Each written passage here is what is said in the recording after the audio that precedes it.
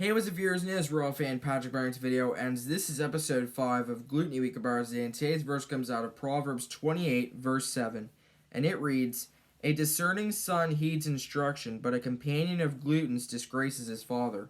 And that's that verse means. So this afternoon, it's time for the Royal Rangers recap, and let's get into it. Romans 12:2 is where we're going to start at, and Romans 12:2 says, "Do not conform to the pattern of this world, but be transformed by the renewing of your mind. Then you will be able to test and approve what God's will is, his good, pleasing, and perfect will." Now we're going to go to 2 Corinthians. 2 Corinthians 10. And the verses are verses 10 through 5. And in 2 Corinthians 10, verses 3 through 5, here's what it says. It reads, "For though we live in the world, we do not wage war as the world does. The weapons we fight with are not the weapons of the world. On the contrary, they have divine power to demolish strongholds. We demolish arguments and every pretension that sets itself up against the knowledge of God, and we take captive every thought to make it obedient to Christ." And that is going to do it for the verse portion of Bible study last night.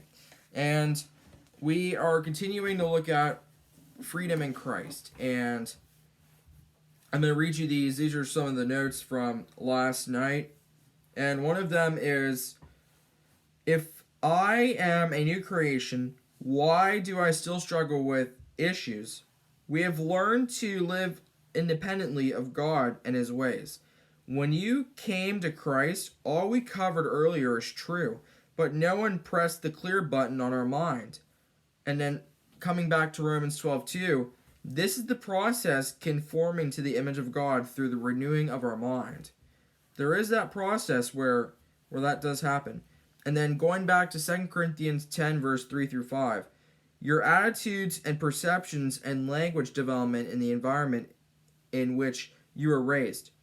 Traumas are short sometimes, but intense." Now, I don't know what type of trauma we were looking at last night. Anyhow, "The mind interprets the data and sends signals. Your brain can't function in any way other than how it has been programmed. Fear is a response to how you interpret the data. If what we believe does not reflect truth, then what we feel does not conform to reality." And there was this little trend, or not really trend, but last night, one of the things that weirdly popped up last night was psychology. It was interesting. Here's another one. "How do we win the battle for our mind? If you want to grow in Christ, you have to reprogram the computer of the mind, taking the first thought captive when tempted." The next one is, there is a diagram that Rob used. So basically, there's the Israelites, and then Goliath and God. And what you're going to notice is the Israelites, they move on. Goliath, they move on.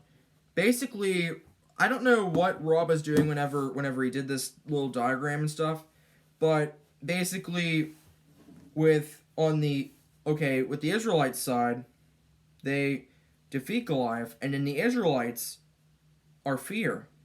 And then God, he goes to David, and then David has faith, which that was really interesting. You know, I really loved when Rob was that creative with that. Also, the mind or perspective are shaped by the flesh. That's with the Israelites and Goliath. But on the other side of things, David and God, the mind or perspective are shaped by the Spirit.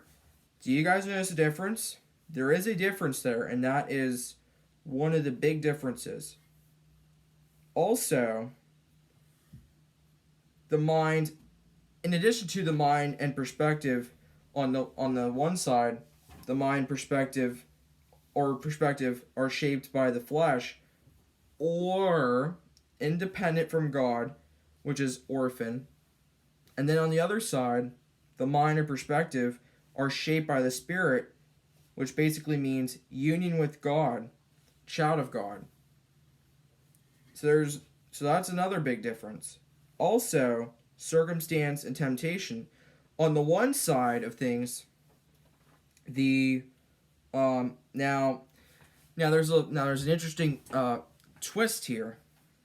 So basically, we take out David from the diagram, and we also took out Goliath, and he basically now this is a different matchup. There's the Christian. Now, basically, same thing applies. The mind and perspective are shaped by the flesh, which is independence from God, which is orphan. And then the other side is mind or perspective are shaped by the Spirit, union with God, child of God. Now the Christians are being put into this. So now it's self. The self's the one, and then circumstance and temptation. On the one side, that leads to fear. But on the other side, with God and God's truth and circumstance and temptation, that side for the Christian leads to faith. So this is just really interesting. Also, here's another one. Here's another thing. How do you get that mind? One of the things that was brought up was good Bible study or good teaching. Is that all there is to it? Here's another one from Romans 12:2 once again. Be transformed by the renewing of your mind. Basically, that is that all? That is all. Okay. Join me tomorrow as I recap the Bible study on practicing the presence. But I just want to leave you with a verse today, and here it is for today. And the verse for today, this is coming out of Psalm 24:10, and it reads, Who is he, this King of glory? The Lord Almighty. He is the King of glory. And that's going to do it for today's video. Thanks for watching. Till next time we meet again, viewers, in every way, God's way is always the best way.